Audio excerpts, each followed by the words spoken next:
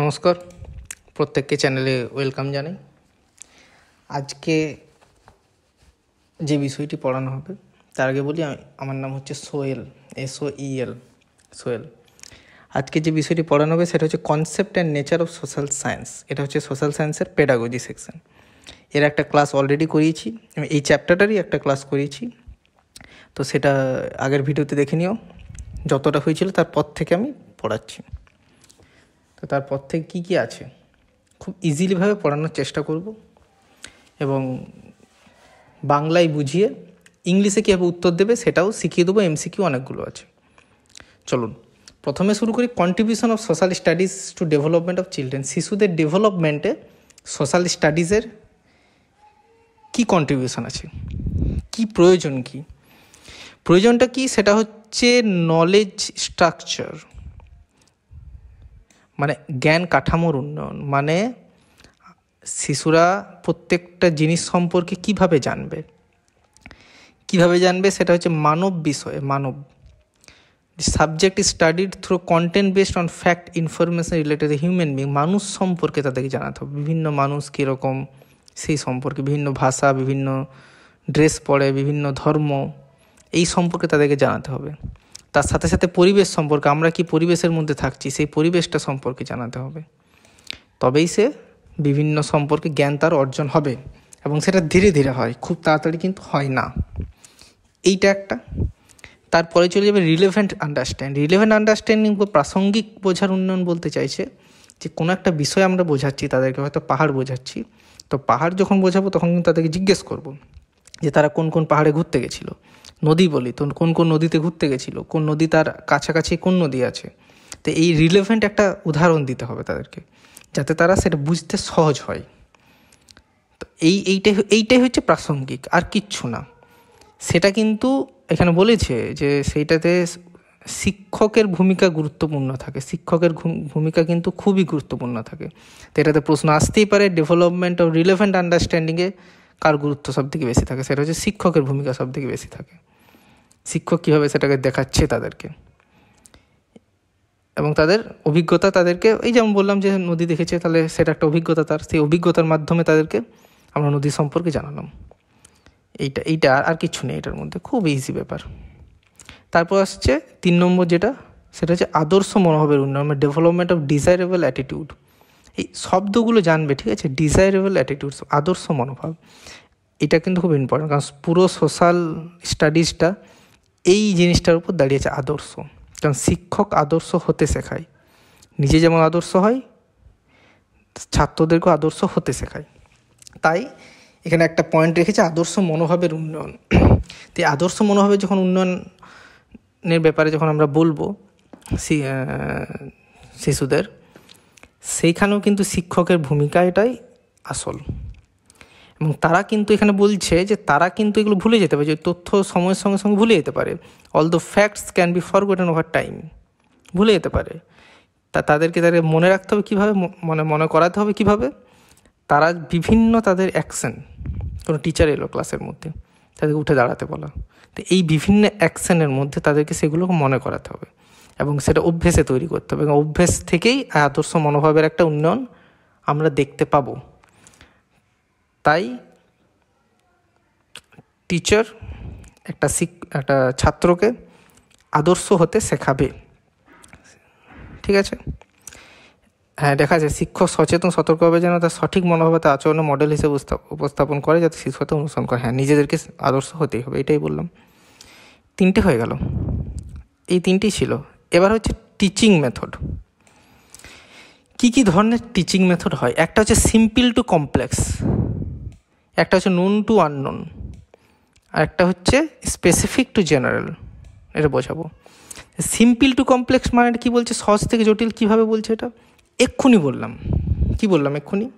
যে আমরা যখন একটা নদী সম্পর্কে, গঙ্গা নদী সম্পর্কে জানাচ্ছি, তা তাদেরকে ডাইরেক্ট গঙ্গা নদীতে চলে গেলে বুঝতে পারবে না নদী কী ব্যাপার, কোথা থেকে আসছে, গঙ্গা নদী কী নদী। আমাদেরকে বোঝাতে হবে যে আমাদের আশেপাশে কোন নদী আছে, সেই নদীর তারা নাম তাদেরকে জানাতে হবে। সেখান থেকে দেখাতে হবে যে এইটা সোর্স কোথায়, সেইভাবে জানাতে হবে যে গঙ্গা।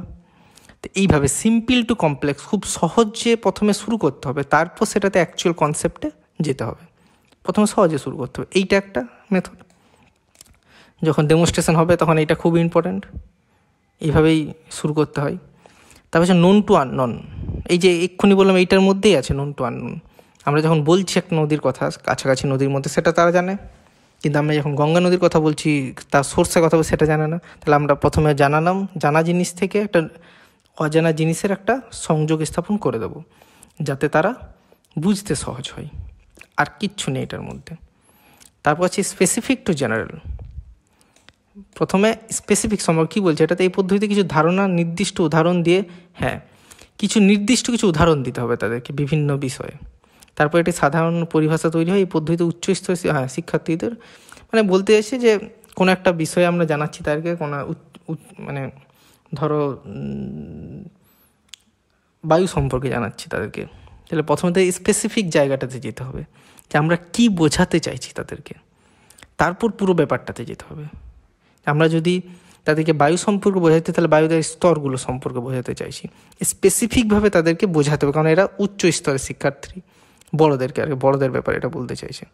স্পেসিফিক কোনটা জানাতে চাইছি আমি, আগে সেইটা বলতে হবে, তারপর পুরো বিষয়টা বলতে হবে যে হ্যাঁ এই ব্যাপার। এটা হচ্ছে বিশেষ থেকে সাধারণ। টিচিং মেথড আমরা 3টে পেলাম, simple to complex, known to unknown এবং স্পেসিফিক টু জেনারেল।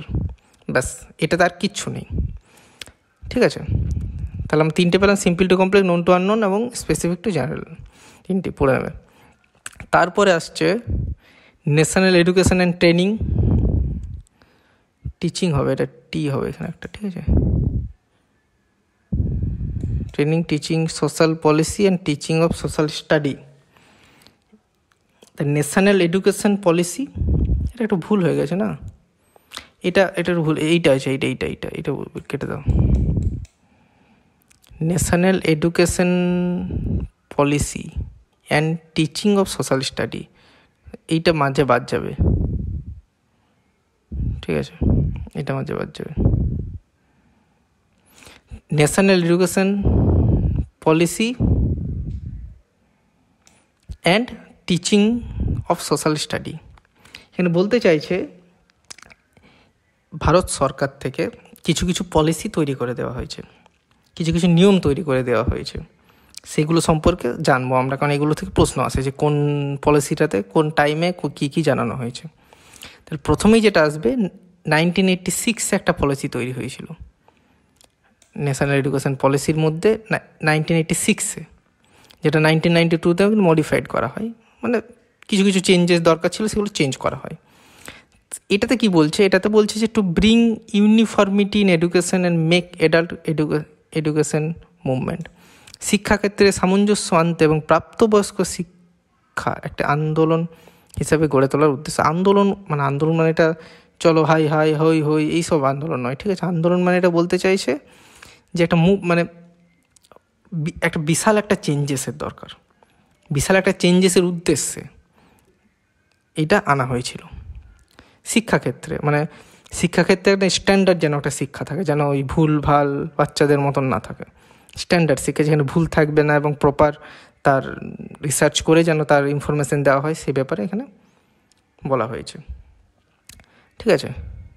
তাহলে শিক্ষাক্ষেত্রে সামঞ্জস্য আনতে, প্রাপ্তবয়স্ক শিক্ষা, এগুলো হয়েছে। তারপর কি বলছে, to make available education for all and maintain quality of primary education, যাতে সবার জন্য শিক্ষা যেন সবার জন্য থাকে, এবং প্রাইমারি এডুকেশন বিশেষ করে 1 to 4 এইটা যেন খুব কোয়ালিটি হয়, মানে আসছে অবা লেখাচ্ছে পাঠিয়ে দিচ্ছে এরকম না হয়, যেন তাদেরকে যেন ছোটো থেকে বিভিন্ন বিষয়ে তাদেরকে জানানো হয়, শেখানো হয়, যতটা আর কি বাচ্চাদের জন্য যেগুলো আর কি, এটা যেন করা হয়। সকলের জন্য শিক্ষা এবং কোয়ালিটি অফ প্রাইমারি এডুকেশনের জন্য একটা কোয়ালিটি শিক্ষা ব্যবস্থা, এইটা বলেছে। তারপর বলছে to emphasize on girls education, মেয়েদের শিক্ষার ব্যাপারে, সেটা এখনও চলছে। ভাবো 1992-তেও গার্লসের শিক্ষার ব্যাপারে আমরা বলতে হচ্ছে, ইন্ডিয়াই।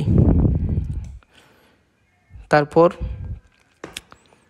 তো এস্টাবলিশ নবোদয়া বিদ্যালয়, এইটার জন্যই তো সিটের দিচ্ছ, মানে কেন্দ্র বিদ্যালয় যেগুলো, যেখানে সব কিছুই দেওয়া হয়, দেখবে বাচ্চারা পেতে একটু খুব কঠিন পাওয়া, পরীক্ষা দিয়ে পেতে হয়, আর সব কিছু দেওয়া হয়, বই খাতা সব এখানে দেওয়া হয়, টিউশন সব। তো সেটা যেন every district of the country, প্রত্যেকটি জেলায় যেন থাকে দেশের, এবং সত্যি আছে সেটা। মেক মিডিল এডুকেশন ফোকাশনাল, এবং মাধ্যমিক শিক্ষা পেশাদার শিক্ষা কার্যক্রমে মনোযোগ দেয়। ফোকাশনাল কোর্স করে সবাই বিভিন্ন বিষয়ে, সেখানে ইলেকট্রনিক্সের ব্যাপারে জানানো হয়, সব বিষয়ে এইগুলো ব্যাপারে। মাধ্যমিক শিক্ষা যেন থাকে প্রত্যেকটি ডিস্ট্রিক্টে, নবোদয় বিদ্যালয় যেন থাকে, এইগুলো ঠিক আছে। তারপর বলছি তো consolidate all India technical education and emphasis physical education, মানে টেকনিক্যাল এডুকেশনকে সংহত করা, শারীরিক শিক্ষার উপর জোর দেয়। হ্যাঁ, এটা তো বটে। টেকনিক্যাল এডুকেশন এই যে আইটিআই যেমন আইআইটি, এগুলোর উপর যেন পুরো ইন্ডিয়াতেই যেন এটার উপর একটা সব কিছু এই কলেজ টলেজ এগুলো তৈরি হয়। ফিজিক্যাল শারীরিক শিক্ষার উপর এটা হয়নি অ্যাকচুয়াল। ফিজিক্যাল এডুকেশন লেখা আছে, ঠিক আছে, এটা বলতে হবে, এটা হয়নি। ফিজিক্যাল এডুকেশন একদমই হয় না, ওই বড় বড় কিছু কিছু শহরে হয়। যাই হোক, এইগুলোই ঠিক আছে। তাহলে 1986 এইগুলো হচ্ছে। তারপর তৈরি হচ্ছে 1993 এক বছর পরে একটা পলিসি তৈরি হচ্ছে। এই পলিসিটার নাম দিচ্ছে এডুকেশন উইদাউট বার্ডেন, মানে যেটা বোঝা না হয়ে যায় শিশুদের উপর শিক্ষাটা, তাদেরকে যেন তাদের জীবনের সাথে প্রয়োজন হয়, প্রয়োজনে এবং খুব সহজে তাদেরকে যেন শিক্ষাটা দেওয়া যায়, বোঝা না হয়ে যায়, সেইটার ব্যাপারে এখানে জানানো হয়েছে। আর কিচ্ছু নেই। গুণগত মান উন্নতি করতে বলছে গভর্নমেন্ট অফ ইন্ডিয়া। হ্যাঁ, এটা বলে দিই, এই যে এডুকেশন উইদাউট বার্ডেন এই যে পলিসিটা নিয়ে এসেছিল 1993 এইটা কিন্তু ন্যাশনাল অ্যাডভাইজারি কমিটি, একটা কমিটি গঠন হয়েছিল, সেটার নাম হচ্ছে ন্যাশনাল অ্যাডভাইজারি কমিটি। এটা ইন্ডিয়ার দ্বারা, গভর্নমেন্ট অফ ইন্ডিয়ার দ্বারা, এবং এটা চেয়ারম্যানশিপ কে ছিল? ইয়াসপাল। এটা খুব ইম্পর্ট্যান্ট। চেয়ারম্যান কে ছিল 1993 সেটা হচ্ছে ইয়াসপাল। এটার নাম কী ছিল পলিসিটা? Education without burden. এটা কোন কমিটির দ্বারা এটা তৈরি হয়? ন্যাশনাল অ্যাডভাইজারি কমিটির দ্বারা। এটা কে অ্যাপয়েন্ট করে? Government of India. ব্যাস, এটা শিশুদের উপর বোঝা, স্কুল ব্যাগ, মানে গুণগত মান উন্নয়ন করা, এইসব কিছু, ঠিক আছে। দক্ষতা উন্নয়ন, খুব মানে আদর্শবান কথা আর কি, হয় হোক না হোক, তো এইগুলো। তারপর হচ্ছে আরও আছে আধুনিক শিক্ষা ব্যবস্থায় শিশুদের দৈনন্দিন জীবন, পাঠ্য বইয়ের বিষয়ে জ্ঞানের ভারে উন্নত, এগুলো পড়ে নিও, এগুলো খুব ইজি ব্যাপার, এমন কিছু ব্যাপার নেই। সামাজিক বিজ্ঞান, ভাষা ইত্যাদি বিষয়গুলি দীর্ঘ বিরক্তিকর হয়ে ওঠে। মানে বলতে চাইছি যে আমরা যখন পড়ি তখন খুব বোর হয়ে যাতে বোর না হয়, স্যার অডিও ভিজুয়াল ক্লাসরুমের দ্বারা, এখন অনেকগুলো স্কুলেই প্রায় অডিও ভিজুয়াল ক্লাসরুম আছে, তো অডিও ভিজুয়াল ক্লাসরুমের দ্বারা তাদের ইন্টারেস্টিং করে দেওয়া, এগুলো যেন হয়, এগুলো আছে।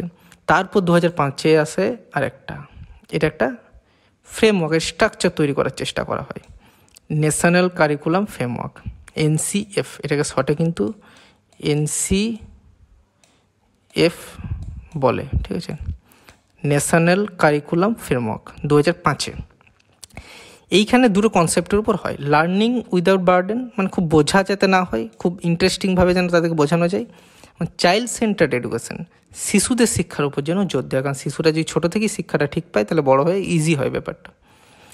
এখানে কি হয়, এখানে কি বলে, এখানে বলছে it makes a case for doing away stereotypes based on gender and caste, যাতে এখানে কোনো রকমভাবে জাতি বর্ণভিত্তিক ধ্যান ধারণাগুলি তুলে দেওয়ার পক্ষে একটা যুক্তি উপস্থাপন করে, মানে জাতিভিত্তিক, ধর্ম, এগুলো যাতে সম্পর্কে ঠিকঠাক জানানো হয়, যেন কোনোভাবে সেগুলো মানে শিশুদের মনের ভিতর ঢুকে না যায় যে এটা মেয়ে, এ পড়তে পারবে না, এই জাতি, একে ছোবো না, এই ব্যাপারগুলোতে না হয়।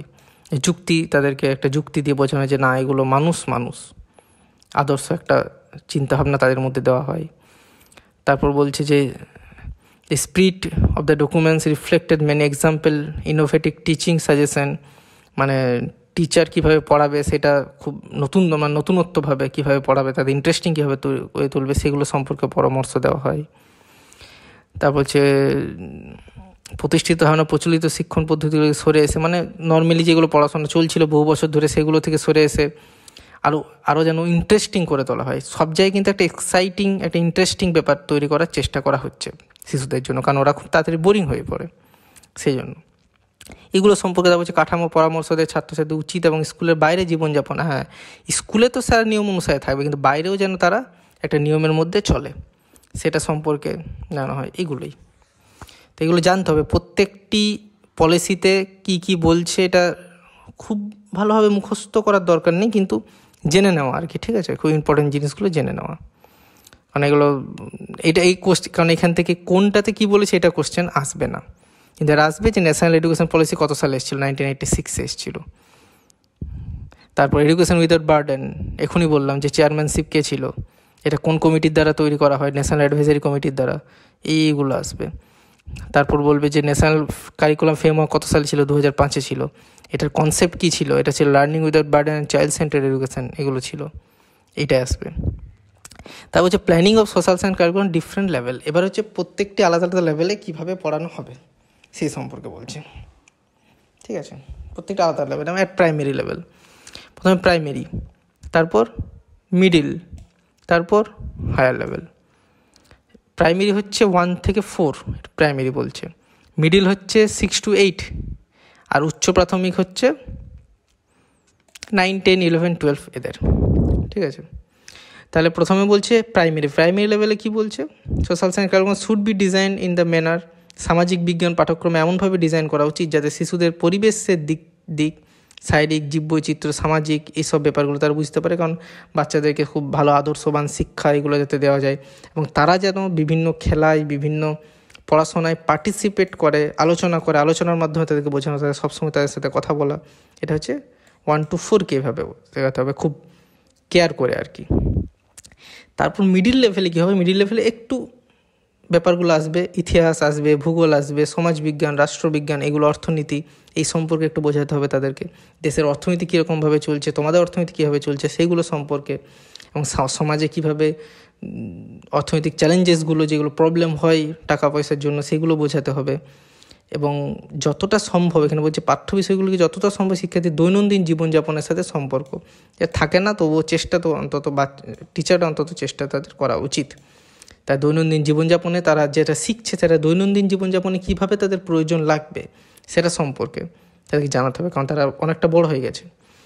তারপর হচ্ছে অনেক বড় হয়ে গেছে তারা, যখন তারা যথেষ্ট শিক্ষা, তারা যথেষ্ট সব কিছু বিষয়ে জানে, তো তাদেরকে সব সময় কীভাবে তারা বড় হয়ে তারা সাকসেসফুল হবে সেই বিষয়ে তাদেরকে জানাতে হবে। সেই বিষয়ে যে কোর্সগুলো হয় সেগুলো শেখাতে হবে, ভোকেশনাল কোর্স শেখাতে হবে, ITI শেখাতে হবে, IITতে কীভাবে যাবে এইগুলো বিষয়, সিটেট কীভাবে দেবে, অনেক পরে তবু এগুলো জানাতে হবে আর কি তাদেরকে। তাদের স্কিল, কার কী স্কিল আছে, কেউ ভালো ক্রিকেট খেলে তো তাকে গান শেখালে তো হবে না, তাকে ভালো ক্রিকেটে দিতে হবে। কেউ ভালো গান করে তো তাকে তো জোর করে নাচ শেখালে হবে না, তাকে সেটা করাতে হবে। কেউ ভালো ম্যাথ করে তো তাকে ভূগোল দিয়ে দিলে তো হবে না। কেউ ভালো লিখতে পারে, খুব ভালো লিখতে পারে, তো তাকে তুমি ফিজিক্স দিয়ে দিলে সেটা তো হবে না। তো এরকম তাদের ডেভেলপ করতে হবে, স্কিলগুলোকে ডেভেলপ করতে হবে তারা, এইটাই আর কিছু নেই এটার মধ্যে। ওকে, কারণ তার বড় হয়ে গেছে, উচ্চ মাধ্যমিক স্তর 11, 12।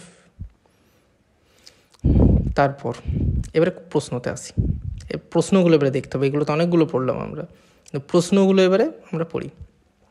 প্রথম প্রশ্ন বলছে চুজ দ্য, এগুলো কিন্তু বাংলা করিনি, কারণ প্রশ্নগুলো তোমাদের ইংলিশে আসবে, পুরোপুরি বাংলা করে কোনো লাভ নেই। প্রথম বলছে choose the most inappropriate statement regarding teaching of social science in middle school. Inappropriate, যেটা কোনো লাগবে না, যেটা ঠিক নয়, সেইটা খুঁজতে বলছে। কিসে খুঁজতে বলছে?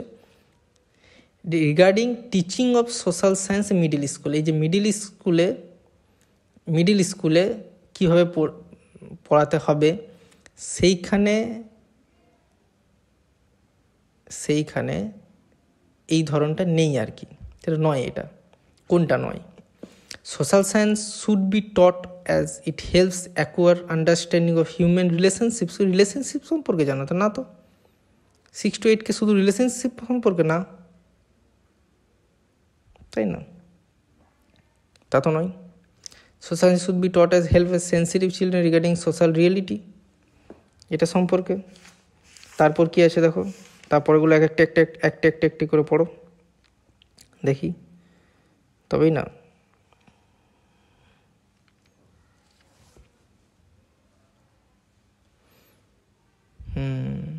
দেখি না, হ্যাঁ এখানে একটা ব্যাপারটা বুঝতে হবে তোমাদের। Choose the most inappropriate step. আচ্ছা, ইনঅ্যাপ্রোপ্রিয়েট মানে যেটা নয়।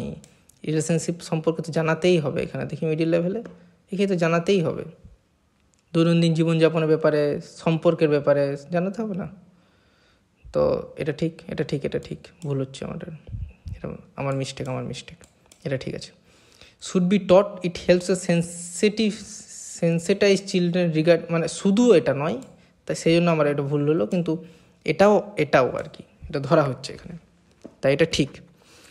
Sensitise children regarding social reality সম্পর্কে অবশ্যই সমাজ সম্পর্কে তো জানাতেই হবে, এটাও সোশ্যাল রিয়েলিটি, বাস্তবতা সম্পর্কে জানাতে হবে। Social science should B taught because it helps student debate and reflect on social issues. হ্যাঁ, অবশ্যই, মানে এটা বলতে চাইছি যে আমরা যেন ডিবেটে যাতে অংশগ্রহণ করতে পারে, সোশ্যাল ইস্যুসের উপর সমাজের যে ঘটনাগুলো ঘটে সেগুলো ব্যাপারে অবশ্যই জানতে হবে। এটা সবসময় আদর্শবান একটা ব্যাপার। এখানে যতগুলো প্রশ্ন হবে সোশ্যাল স্টাডিজ, সোশ্যাল সায়েন্স, সবসময় আদর্শের দিক থেকে ভাববে, তাহলে দেখবে উত্তর তুমি পেয়ে গেছো, আদর্শের দিক থেকে ভাববে। তারপর বলছে social science should be part of the curriculum so that the learners know about the lives of kings, রাজকীয় অ্যান্ড ব্যাটেল দে ফট, তারা যে লড়াই লড়বে এইটা সম্পর্কে জানায়, রাজকীয় ব্যাপারগুলো শেখায়, আদর্শের মধ্যে পড়ে, রাজকীয় ব্যাপার হয়ে বাঁচবে। মানুষ সব সময় ডাউন টু আর্থ হতে হয়, মানুষকে মানুষ বলে মনে করতে হয়, আদর্শ শিক্ষা, এটাই তো আদর্শ শিক্ষা। তা রাজকীয়ভাবে বাঁচাটা আদর্শ শিক্ষা কোনো দিনই নয়, শো অফ করাটা কোনো দিনই আদর্শের মধ্যে পড়ে না। তাই এইটা ভুল, এইটা মানে এই অ্যান্সারটা ঠিক। তারপর আসছে which of the following statement incorrect about social science, আবার তাই দিয়েছে। সোশ্যাল সায়েন্স সম্পর্কে কোনটা ঠিক নয়, ইনকারেক্ট, ঠিক নয়। Social science create and witness human values such a freedom, respect, diversity, সেটা অবশ্যই ভ্যালুস, এই তো আদর্শ, ফ্রিডম, স্বাধীনতার ব্যাপারে, রেসপেক্ট, কাউকে সম্মান দেওয়ার ব্যাপারে, ডাইভার্সিটি, মানে বিভিন্ন বিষয় সম্পর্কে সোশ্যাল সায়েন্স অবশ্যই এটা বলে। তারপর যে social science deals with people, the nature of inquiry is not scientific. না, সায়েন্টিফিক অবশ্যই সোশ্যাল সায়েন্স, সায়েন্টিফিক তো হবেই, আর আগেই তো বলা আছে সোশ্যাল স্টাডিজ আর সোশ্যাল সায়েন্স পুরোটাই সায়েন্টিফিক পুরো ব্যাপার, তাহলে এইটাই ভুল, তার মানে এই আনসারটা ঠিক। সোশ্যাল সায়েন্স লেজ ফাউন্ডেশন অফ অ্যানালিটিক্যাল, এইটা তো সবসময় থাকে, ক্রিয়েটিভ মাইন্ডসেট এবং অ্যানালিটিক্যাল মাইন্ডসেট প্রয়োজন, মানে ক্রিয়েটিভ মাইন্ডসেট প্রয়োজন সবসময়, ফাইন মাইন্ডসেট, সব বুঝতে পারবে quick. Social science encompasses diverse concern society including historical, geographical, economic, political, এগুলো তো থাকেই সোশ্যাল সায়েন্সে, তাই এইটা ভুল, তাই এইটা আনসারটা ঠিক। ওকে, তারপর হচ্ছে লার্নিং উইদাউট বার্ডেন, এখনই বললাম 1993-তে, লার্নিং উইদাউট বার্ডেন, বোঝা যাতে না হয়। রেকমেন্ডেড লার্নিং সোশ্যাল সায়েন্স কীভাবে এটা বোঝাচ্ছে, ডেভেলপ স্কিল রিলেভেন্টেড টু জব, এটা তো বলছে, এটা কি লার্নিং উইদাউট বার্ডেনও বলছে? চলো আর একটু পড়ি। Continue to follow the epistemological framework of highlighting developmental issues. Epistemological মানে হচ্ছে জ্ঞানতাত্ত্বিক, জ্ঞানের যে কাঠামো, জ্ঞানের যে স্ট্রাকচার, সেইটা। Highlighting developmental issues, continue to follow the epistemological framework, জ্ঞানতাত্ত্বিক ফ্রেমওয়ার্ক হাইলাইটিং ডেভেলপমেন্টাল ইস্যুস। তারপর কী বলছে, help the retention of important information, promote developing concept and abilities to analyse socio political relatives. বলো কোনটা? লার্নিং উইদাউট বার্ডেন সোশ্যাল সায়েন্সের ব্যাপারে কী recommend করছে, কোনটা রেকমেন্ড করছে, এটা আমাদেরকে জানতে হবে। বলো দেখি, ট্রাই।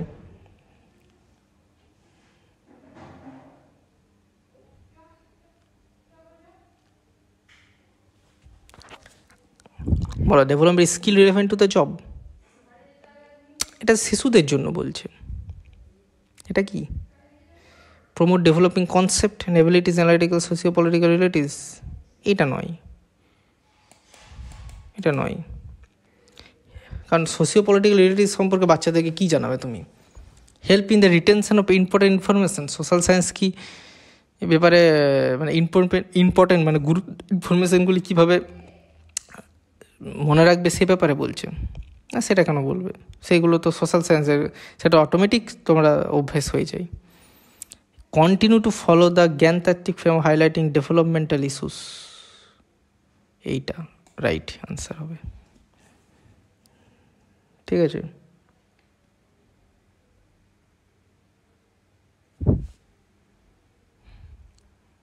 না এটা হবে না, আমার ভুল হচ্ছে, এটা continue to follow the framework, এটা বাদ দাও, এটা একটু প্রবলেম আছে। এইটাও হচ্ছে, এইটাও হচ্ছে, এইটাও হচ্ছে, এটা বাদ দাও। The content of social science should aim, এটা আছে should aim, the content of social science should aim, এর মাঝে একটা গ্যাপ হবে। মানে সোশ্যাল সায়েন্সের যে বিষয় সেটা কিসের উপর মানে কিসের উপর গুরুত্ব দিচ্ছে? Making student familiar with happening in the world around, না না না না না, আমাদের চারপাশে যা ঘটছে সব কিছুর সাথে কি আমরা অ্যাডজাস্ট করে নিতে হবে? না, কোনো দিন না। কেন অ্যাডজাস্ট করবে? ভুলটাকে ভুল বলতেই হবে। Raising student awareness through critical exploring and questioning to familiar social reality, অবশ্যই কী বলছে এটাকে বলছে স্টুডেন্টদেরকে সবসময় সতর্ক থাকতে হবে। যদি কোনো ভুল হয় সমাজের মধ্যে, সোশ্যাল রিয়েলিটি বাস্তবে কোনো ভুল হয়, সেটা সম্পর্কে যেন কোশ্চেন করতে পারি আমরা, সরকারকে যেন প্রশ্ন করতে পারি সরকারের ভুলে, সেটা শেখাতে পারে। অবশ্যই এটা শেখাচ্ছে, এটা আদর্শ একজন মানুষ হতে শেখায় এই জিনিসটা। এগুলো তো ভুল অবশ্যই, ন্যাশনালিজম ইন স্টুডেন্ট, এগুলো সোশ্যাল সায়েন্স শেখায় না। Imparting knowledge about develop countries, না না না, এগুলো তার নলেজ, কিন্তু এগুলো সোশ্যাল সায়েন্স কেন শেখাবে? এইটা শেখায়, আদর্শ হতে শেখায়। আমি বারবার বলেছি, আদর্শের দিক থেকে ভাবতে হবে সবসময় আদর্শের দিক থেকে ভাবতে হবে, তাহলে উত্তর আমরা অটোমেটিক পেয়ে যাব। তারপর বলছি in social science the recent NCF মানে আমি আগেই বলেছি, ন্যাশনাল কারিকুলাম ফ্রেমওয়ার্ক, যেটা 2005-এ তৈরি হয়েছিল। তাই in social science the recent NCF positioning paper on examination reforms emphasize, মানে আমরা কীভাবে এক্সাম নেব, কীভাবে এক্সাম, মানে আমরা যখন বাচ্চাদের সম্পর্কে জানবো, কোন বাচ্চা কীরকম, বাচ্চাটা ঠিকঠাক ডেভেলপ হচ্ছে কিনা, এক্সামের মাধ্যমে জানবো, তাই না? তাছাড়া কী করে বুঝবো প্রত্যেকটি বাচ্চা? তো এক্সামটা কেমনভাবে হওয়া উচিত সেটা সম্পর্কে, ওপেন বুক এক্সাম হওয়া উচিত, বই খুলে দাও সে লিখুক, কোনো দিন হবে না। কন্টিনিউয়াস অ্যাসেসমেন্ট, মানে কন্টিনিউ তাদেরকে ছোটো ছোটো পরীক্ষা নিয়ে তার কাছ থেকে সেটা অবজার্ভ করা, কীভাবে ডেভেলপড হচ্ছে সেটা কি, এটা হতে পারে। টেস্ট পারফরমেন্স, মানে কত নাম্বার পাচ্ছে সেটা না, নাম্বারের ওপর কোনো দিন না। ফ্লেক্সিবল সিটিং অ্যারেঞ্জমেন্ট, মানে যেমন খুশি বসো, ফাইল টেস্টিং পরীক্ষার সময় না তাই হয়। কন্টিনিউয়াস অ্যাসেসমেন্ট, আমাদের কন্টিনিউ তাদেরকে অবজার্ভ করতে হবে, বিভিন্ন ছোটো পরীক্ষা নিতে হবে, বিভিন্ন কোশ্চেন করতে হবে, তাহলে এইটা রাইট। তারপর হচ্ছে the teaching of social and political life text book at the upper primary level focus which one of the following approach. The teaching of social science, যখন আমরা সোশ্যাল সায়েন্স সম্পর্কে পড়াবো, and political life text book, মানে রাজনীতি সম্পর্কে যে text book আছে upper primary লেভেলে, হাই স্কুলে আর কি 6 to 8-এ, তখন level focus on which one of the following approaches, কেমনভাবে সেটা হবে। রুট লার্নিং, মানে একদম বেস থেকে শেখাবো। লার্নিং থ্রু সিনথেসিস অফ কনসেপ্টগুলো কনসেপ্ট বোঝাতে হবে। Learning through real life situation, বাস্তব জীবন থেকে শেখাতে হবে। লার্নিং থ্রু ডেফিনেশন, এক্সপ্লেন করে বোঝাতে হবে। সবসময় রিয়েল লাইফ সিচুয়েশান থেকে বোঝাতে হবে, রিয়েল লাইফ সিচুয়েশান, ওকে, রিয়েল লাইফ সিচুয়েশান।